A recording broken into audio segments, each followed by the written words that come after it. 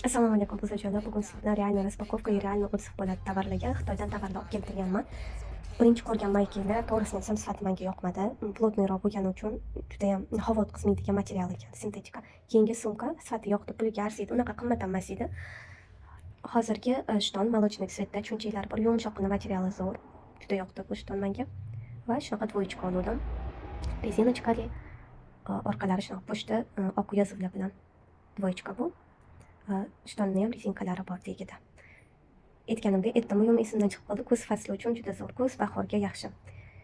Yozga juda issiqlik qiladi. Keyingisi shunaqa молочный цветda ko'yni.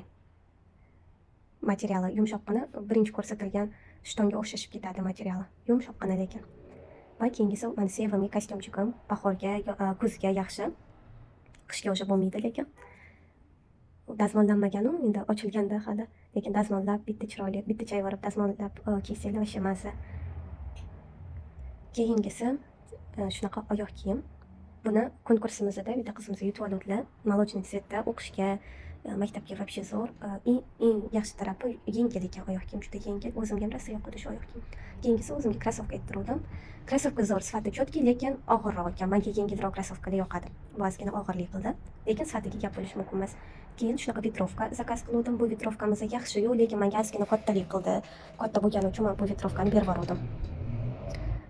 Oversize emas, kattaligi shuna bilinib turuvdi. Yelkam kichikroq bo'lgani uchun menga to'g'ri kelmadi bu kiyim.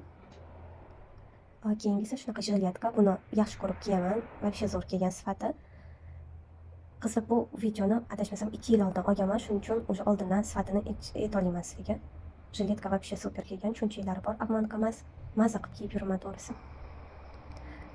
Shunaqa long sleeve. Yo'qagina bu. Bu ham zo'r kelgan. Bo'lmasam unaqa qimmat pulga ham olmadim. 10 yuanga ham oldim. Keyin mana oxirida